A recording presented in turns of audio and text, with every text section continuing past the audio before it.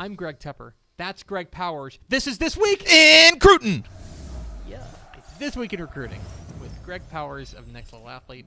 Follow him on Twitter at GPowerScout. Follow Next Level Athlete on Twitter, NextLD1. See his fine work at TexasFootball.com/recruiting. And, of course, this is brought to you by our good chicken friends at Chicken Express. Chicken Express. Powers looks like he has something to say about Chicken Express. Oh, I love Chicken Express. There's no doubt about it. You know what? I've been thinking about this, too. I might do a catfish plate this weekend. You might F around and do a catfish Yeah, plate. I might mess around and do a catfish. I haven't had my I haven't made it to Mesquite. So Mesquite always brings in some excellent catfish. I haven't had my catfish yet this year, so I might have to pull that off this weekend. Nice. They've got good catfish. Yeah, it's like the only I don't like catfish from a lot of other places. Because I don't, and this is our weekly tribute to Chicken Express.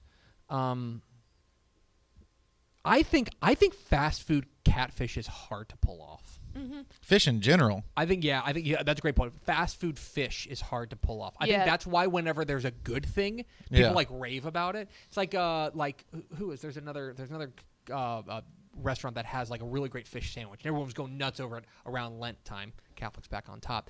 But this is like their catfish is very strong. I would say the most consistently excellent. Well, I'm not even a big fan of eating like fish in general from a place that I can't that I know I'm not by next to a lake or that a thing. So like the fact that I can trust Chicken Express is. That's the thing. I do trust Chicken Express. The good thing I'm going to vouch again for Chicken Express's catfish, and here's why I like it.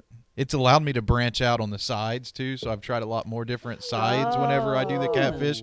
They've got really good green, like catfish and green beans goes well together, and that's the only time I'll hit up that fried okra. I don't do the fried okra with my with my chicken strips. Every time. Tickle and I just looked at each other like, Man, they've got. Mal and I will tear up some okra when we're together. I can't get away from the cheese sticks. That's like my. You are a cheese stick. That's my curveball. That's my curveball at Chicken Express. So I always have to do a side of the cheese sticks, but the mini poppers there are solid too.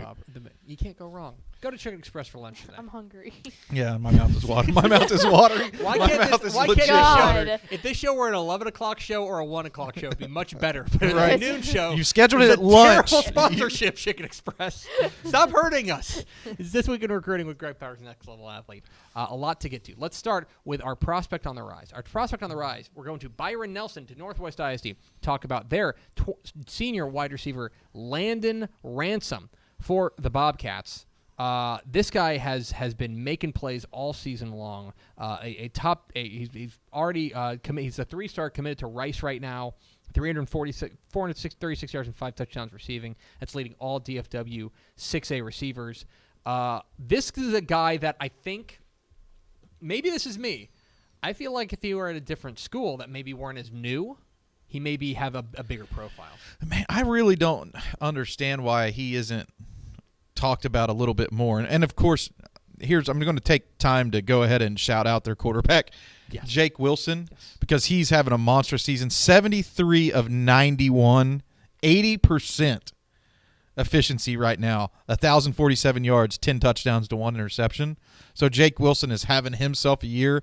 But Landon Ransom is one of those guys. I overheard some guys while I was at the Denton Guy or Lancaster game on Thursday night saying, hey, I'm going to the Byron Nelson game tomorrow night. And I'm like, hey, keep an eye on Landon Ransom. And then, of course, they texted me whenever they were out. They're like, yeah, this dude's legit. Yeah. He's one of those guys who I think has P5 talent. He's one of the top commits, if not the top commit to me in Rice's 2023 class.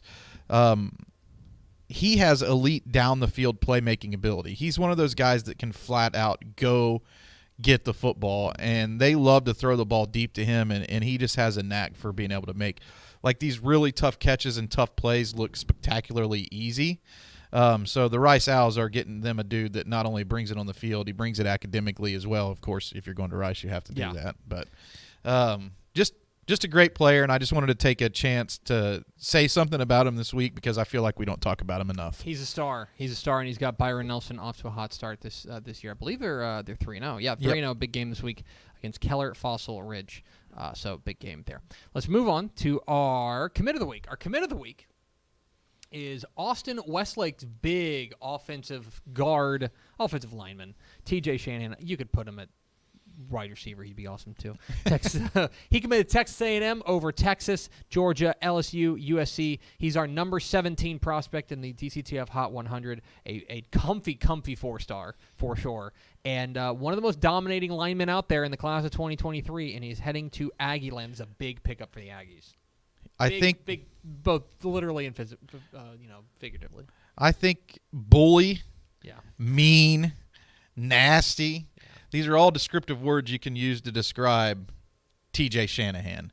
And he was a huge pickup for Westlake. He actually moved in from, or I think it was Orlando Jones, out in Florida prior to the start of last season. And something that I really like about what Westlake does and what they did with Shanahan, he had probably like 20 offers whenever he moved in.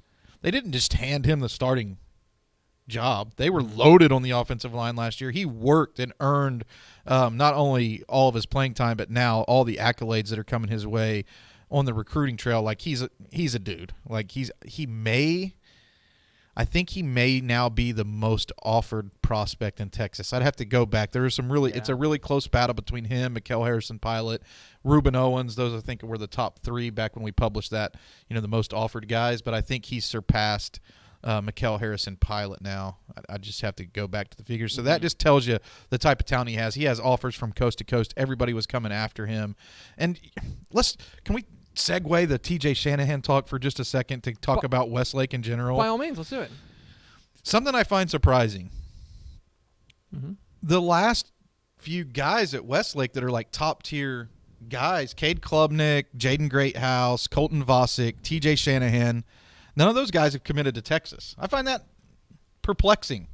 And I do too. I mean, there's like a conversation when to be had committed, that, why aren't Westlake guys going to Texas? Is an answer not going to be able to like give you like the great insight here and say, oh, this is why they're not. And it's a relative. I mean, let's remember, it's a relatively new phenomenon because like Sam Ehlinger went to Westlake, right? I mean, they've had really good quarterbacks and or really good players that have come from Westlake that have just decided to stay home. But right now, it's like Texas does not have a place there in Ames ISD. And I say that, but they did sign Connor Robertson and Ethan Burke last class, 3 stars. But I was talking about like these top end, the 4-star, the blue chippers.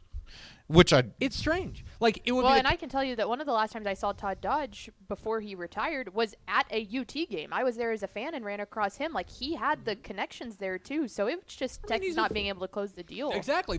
And now that's the thing is that like they had such a connection with Todd Dodge, because of his history, obviously with the program, And so since 2017, Sam Ehlinger, Connor Robertson, and Ethan Burke. Those are the 3 Westlake top Westlake guys. I know they put out more than 3. Yeah. That have went to Texas. It is interesting, and it's the kind of thing that if we were, if there's a if there's a 4-star prospect at College Station High, we would fully expect A&M to close the deal there, right? Right. If there was, when we talk about Houston, we talk about Houston needing to seal the borders, that they're in a very talent-rich part of the state. If they're able to just get, and there's too many, you can't sign all the great players in Houston, but if Houston could sign 3 or 4 of the top, 10 to 15 players in Houston every year, they would be set. They'd be good. In Austin, though, they're great players there, and Texas is just kind of missing on them.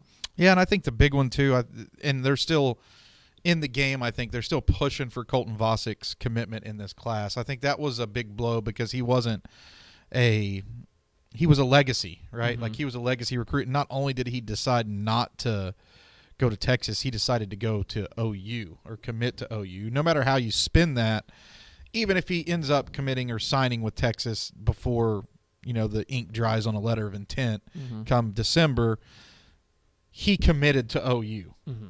Like, you know what I mean? Like to me, that says a lot. And all that being said, that Texas has taken these huge strides in recruiting to, lure in top players in the state, top players across the country to come to Austin, and they're doing a great job. They have a top 5 class, I think, in the country right now. So it's not like I'm not like picking on Texas. Like I would say file this under interesting as opposed to existential crisis. Steve Sarkisian feels like he's doing okay on the recruiting trail. It just seems weird. I was thinking about that, and I was like, oh well, Austin.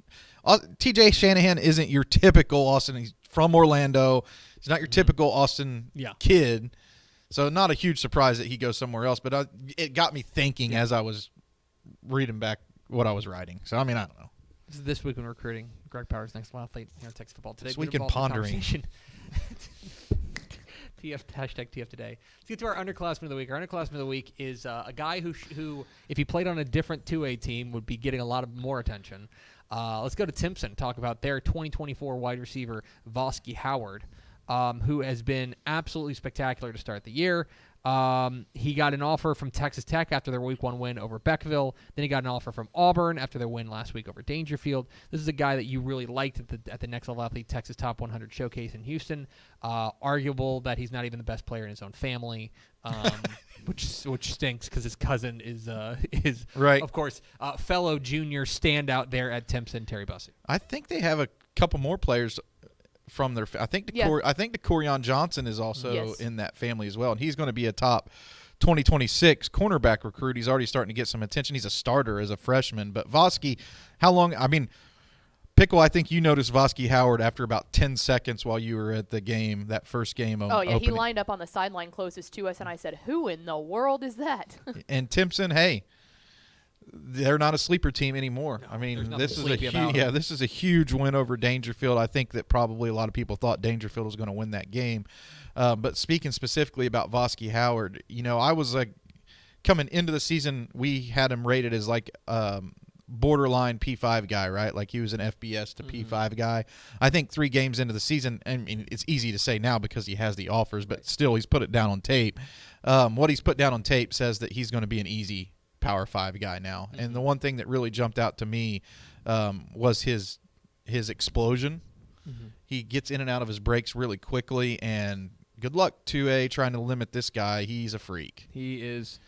There's something cooking in Timpson, and it's not just Terry Bussey. There's a really talented roster there. Let's round it all out with our recruit of the week. Our recruit of the week is Red Oaks 2023 cornerback Warren Roberson, who is now, congratulations, Warren, the newest DCTF 4-star. Moved up to number 43 in the DCTF Hot 100. He's down to 5 schools: SMU, TCU, Florida, Oklahoma State, and USC. But you mentioned on TexasFootball.com that Texas is trying to push hard to find their way into that top 5. Yeah, they extended him an offer a few days before his matchup against Lake Belton. And that, hey, I got to call the game on Texan Live. What a banger. It was like, I think the final score was 47-46 or yeah, I think that's what it was. 47-46. Lake Belton was able to hit an extra point where Red Oak missed an extra point in overtime to win that game. And Roberson spent a lot of his time locked in one-on-one versus the number 1 wide receiver prospect in the country, Micah Hudson, for most of that game, and did a great job. He did give up a touchdown on the first drive. Micah Hudson actually bookended that game with the opening score and the closing score. That was his 2 touchdowns. But in between, Roberson and another Red Oak cornerback, Kamondre Yancey, flipped on and off to limit Micah to what was his lowest production output of this season. And then Roberson also had an interception and scored a touchdown, in a 73-yard touchdown in the passing game. He is a legit stud, 6 foot, 180 pounds. Reminds me actually of Ronald Darby. So he was a star at Florida State and now, of course, plays for the Denver Broncos. I think that's a good comparison for Roberson. Has good track times and may even slide up a little bit further in their rankings once we, get everything on paper and re-release the DCTF Hot 100 here in the next couple weeks as we head on to DCTF Rising magazine season. It's coming, y'all. Why would you like that? That's so much more work for me, though. Like, it's much more fun to just sit here and talk recruiting with you than it is to we got to put together a magazine. Well, just think about the person that actually has to write that magazine, how much work that is. But I'm looking forward to it because, you know what? Texas is loaded. The hardest thing I have to do for that magazine is decide who not to put in cuts. it. Yeah, the cuts are brutal. Yeah. Brutal. And especially 2023. This class is loaded. It's gonna be tough. But that's why we pay him the big bucks. He's Greg Powers, the Next Level Athlete. Follow him on Twitter, GPowerScout. Follow Next Level Athlete on Twitter, Next Level D1. See his fine work at TexasFootball.com/.